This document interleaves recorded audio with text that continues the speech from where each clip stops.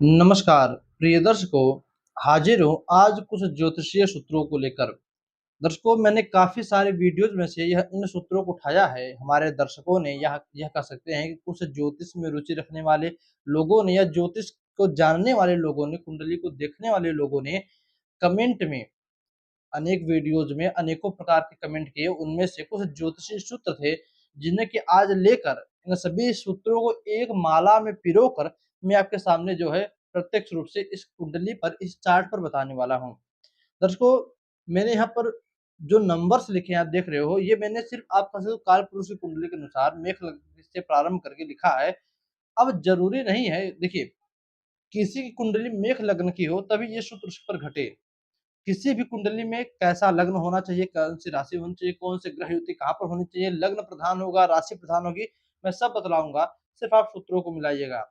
दर्शकों, कुछ ज्योतिष सूत्र हैं जो कि आपके ही द्वारा कमेंट के माध्यम से मिले हैं, और यह सूत्र कितने परिपक्व हैं, कितने परिपूर्ण हैं, कितना प्रतिशत फल देते हैं और नहीं देते हैं, आप कमेंट करके बतलाइएगा। आइए हम सूत्रों को आपको बतलाते हैं। तो पहले एक व्यक्ति ने कमेंट किया है, जिसका हमने कमेंट लिया है, उनका नाम है श्रीनिवास। यह लिखते हैं, धनु लग्न की कुंडली में देवगुरु बृहस्पति कुंडली के अष्टम भाव में हो तो ऐसे जातक को देवी देवताओं का साक्षात्कार होता है। देखिए, इन्होंने बहुत बड़ी बात तो वैसे कही है, किंतु कहा है धनु लग्न की कुंडली, कुंडली में जो यहाँ पर मैंने एक लिखा है, इस जगह पर 9 लिखा हो और कुंडली के अष्टम भाव में देवगुरु बृहस्पति बैठे हो, ये हो गया अष्टम भाव, यहाँ पर देवगुरु बृहस्पति बैठे हो, तो ऐसे जातकों को, ऐसे जिसकी कुंडली होती है, ऐसे लोग देवी देवताओं से या किसी अपने इष्ट से उनका साक्षात्कार होता है। अपने इष्ट का उन्हें दर्शन जीवन काल में एक बार अवश्य मिलता है। वहीं पर ये लिखते हैं कि अगर यही सूत्र कुंडली के नवमांश में और लग्न में दोनों बना हो तो 100% इसे पूर्ण समझना चाहिए। अब आप किसी की कुंडली देखिए, किसी की जन्म कुंडली में धनु लग्न हो और लग्नेश देवगुरु बृहस्पति कुंडली के अष्टम भाव में हो, तो उससे जातक को देख क्या वह आध्यात्म के फील्ड से जुड़ा है, और जुड़ा है, इष्ट के प्रति साधना है उसकी, तो दर्शन अवश्य मिलेगा। दर्शकों, अगला कमेंट हमें लिखते हैं राहुल जी कि मंगल लग्न में हो तो ऐसे जातक को धैर्य की कमी होती है। जातक जो है जल्दबाज प्रवृत्ति का होता है। यह जी बिल्कुल सत्य है, हमेशा देखने को मिलता है। मंगल लग्न में हो और कहीं पर मंगल कुंडली के केंद्र भावों में भी हो। लग्न हो गया आपका कुंडली का पहला भाव, अब केंद्र भाव हो गए चौथा, सातवां और 10वां भाव। इन भावों में भी मंगल हो, लग्न तो मान लीजिए है ही, लग्न है, लग्न में होने से जातक के अंदर धैर्य की कमी होती है, किंतु मंगल कुंडली के 4, 7, 10 और पहले भाव में भी बैठे, तब भी ऐसे जातक के अंदर जल्दबाजी की प्रवृत्ति तो आती ही आती है, धैर्य की कमी होना ही होना है। दोस्तों, अगली हम कमेंट देखें तो ये लिखती हैं श्रीमती मीना जी। ये लिखती हैं कि सिंह लग्न, सूर्य तीसरे भाव में, जातक सरकारी नौकरी छोड़कर राजनीति करेगा और सफल भी होगा। अच्छा, सिंह लग्न की कुंडली हो और कुंडली में सूर्य जो है तीसरे भाव में हो, सिंह लग्न की कुंडली हो जाए और लग्नेश सूर्य कुंडली के तीसरे भाव में चले जाएं, तो ऐसा जातक सरकारी नौकरी छोड़, देखिए सरकारी नौकरी जहां तक रही बात छोड़ने की, तो अब यह देखना पड़ेगा कि अगर ऐसा जातक बाल्यकाल से ही या शुरू से ही किसी राजनेता के साथ रहा हो, राजनेता को अपना आइडल मानता हो, तो हो सकता है कि ऐसे लोग सरकारी नौकरी को भी छोड़कर अगर भविष्य अच्छा दिखे राजनीति फील्ड में तो जा सकते हैं। किंतु आज के माहौल को देखें तो सरकारी नौकरी अपने आप में एक बहुत बड़ा, आप कह सकते हो कि, अभी देखिए मैंने कहीं पर जल्द ही एक पोस्ट किसी का फेसबुक पर पढ़ा था कि जैसे विवाह के लिए लोग पहले जो है अनेकों प्रकार की परीक्षाएं देते थे। जैसे त्रेता युग में भगवान राम ने धनुष को तोड़ा था, द्वापर युग में अर्जुन ने मछली की आंख भेज दी थी, भगवान कृष्ण ने जो है अनेकों करोड़ों की संख्या में सैनिकों को पार करके रुक्मिणी जी को लाए थे। इसी प्रकार कलयुग में यह सरकारी नौकरी भी एक परीक्षा है, जो पास कर लेता है, अच्छा वर वधु सभी की जोड़ी मिल जाती है।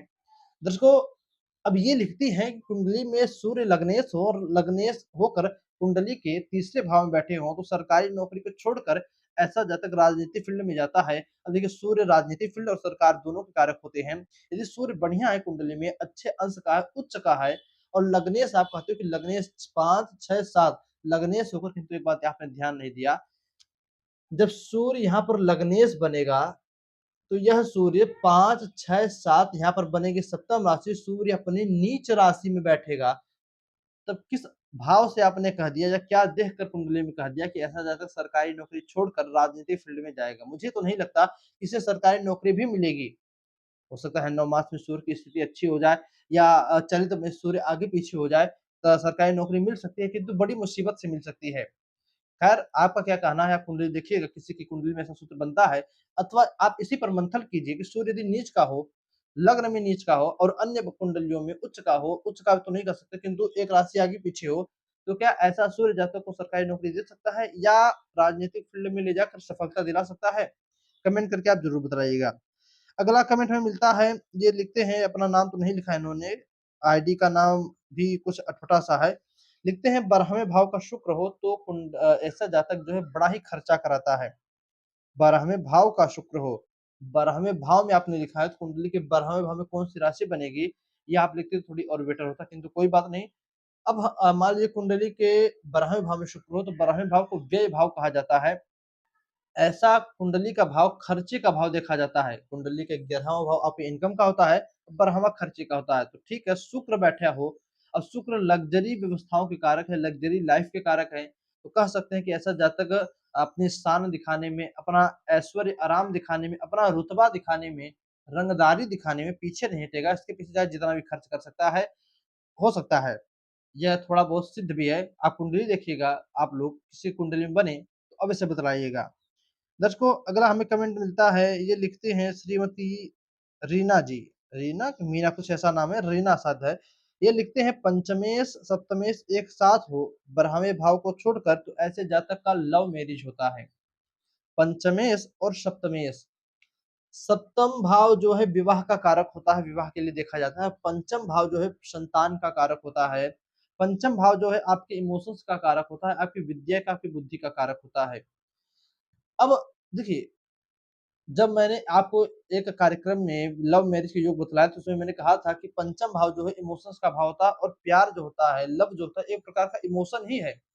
अब किसी के प्रति हमें यह अच्छा दिखता है, किसी के प्रति खराब दिखता है। अब पंचम भाव, सप्तम भाव को स्वामी कुंडली में एक साथ बैठे तो बिल्कुल सत्य है कि ऐसा जातक का लव मैरिज होता है, किंतु आपने लिखा 12वें भाव को छोड़कर। मैं इसमें एक भाव और जोड़ूँगा, चौथा भाव, क्योंकि चौथा भाव जो है वह षड्यंत्र का भाव है। अब ये पंचमेश और सप्तमेश युति करके कुंडली के चौथे भाव में भी बैठ जाए, आपने 12वां लिखा है, हम 12वें भी ले लेते हैं। 12वें में या चौथे में खासकर बैठ जाए, मैं चौथे को जानता हूँ, तो ऐसे जातक के प्रति षड्यंत्र होता है, उसका प्रेम सफल नहीं होता, अंततोगत्वा ब्रेकअप होकर ही रहता है। दर्शकों, आप देखिए किसी की कुंडली में पंचम भाव, सप्तम भाव के स्वामी युति करके कुंडली के 12वें भाव में बैठे हैं, तो कैसा रिजल्ट दे रहे हैं। एक चीज़ और मैं कह सकता हूँ, 12वां भाव विदेश का होता है। हो सकता है ऐसे जातक का जो प्रेम है, जो प्यार है, जो लव है, वो विदेश में बैठा हो। इस देश में मिले ही ना, मतलब जहाँ पर उसका जन्म हुआ है, वहाँ पर मिले ही ना, कहीं दूर पर मिले। आप लोगों की कुंडली देखिए कैसा है, क्या हो रहा है, कमेंट अवश्य कीजिएगा। दर्शकों, अगले कमेंट की बात करें, तो इन्होंने भी अपना नाम नहीं लिखा है। लिखते हैं मंगल सप्तम भाव में बैठे तो ऐसा जातक जो है दाँत का रोगी होता है। मंगल सप्तम भाव में बैठे तो जातक दाँत का रोगी होता है।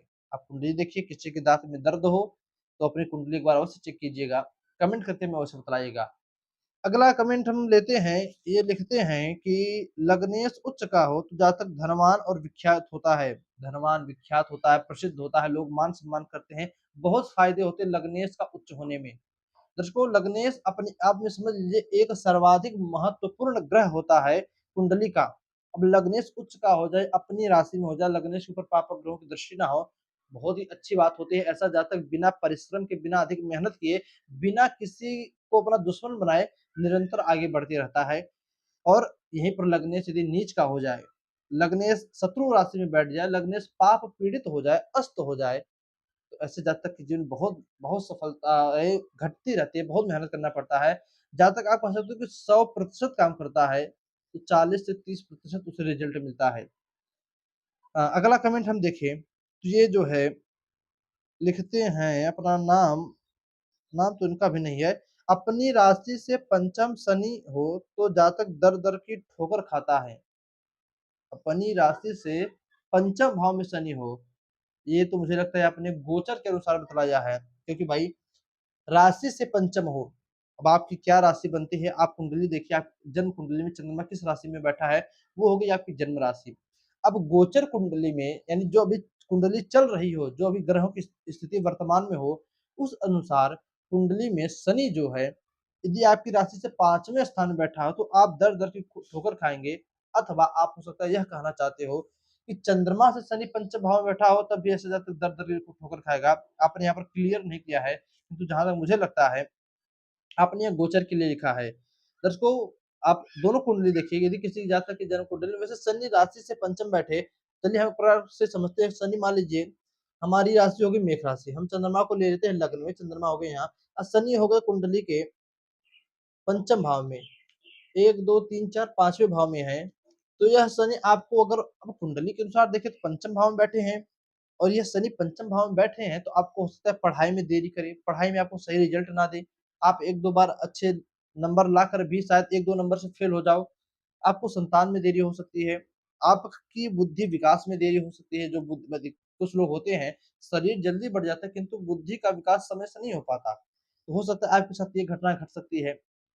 अब गोचर के अनुसार यह बैठता है, यह फिट बैठता है कि आपकी राशि शनि पंचम में है, तो 1, 2, 3, 4, 5, 6, 7, 8, 9 9वीं दृष्टि से शनि जो है आपकी राशि की ओर देखेंगे। एक पाद दृष्टि में शनि की दृष्टि आती है, 9वीं राशि नवम दृष्टि। तो हो सकता है कि शनि अपनी एक दृष्टि से आपको आपकी राशि को देखे, तो यहाँ पर आपको परेशानियाँ दे सकते हैं। खैर दर्शकों, आप कमेंट कीजिएगा कौन-सा सत्य है और कौन-सा असत्य हो सकता है, कौन-सा सिद्ध होता है। अगली कुंडली की हम बात करें, तो ये लिखते हैं कमेंट में कि खष्टेश अष्टमेश में किसी पर जल्दी यकीन ना करें। खष्टेश अष्टम में, अच्छा, छठे भाव का स्वामी कुंडली के अष्टम भाव में हो, तो ऐसा जातक किसी पर जल्दी यकीन नहीं करता। छठे भाव का स्वामी कुंडली के 8वें भाव में हो, तो ऐसा जातक जल्दी किसी पर यकीन नहीं करता। यहाँ पर भी मैं आपके को ऊपर ही छोड़ता हूँ। आप कुंडली देखिएगा, कमेंट करिएगा क्या सही है, क्या गलत है। दर्शकों, सूत्र तो भी बहुत सारे बचे हैं, किंतु आज की वीडियो पर बस इतना ही। अगला वीडियो बनाएँगे, अगला कार्यक्रम बनाएँगे इन्हीं सूत्रों पर पुनः। चलिए बस आज इतना ही, इजाज़त दीजिए हमें, पुनः आपसे मुलाकात होगी अगले वीडियो में, अगले टॉपिक के साथ। तब तक के लिए नमस्कार।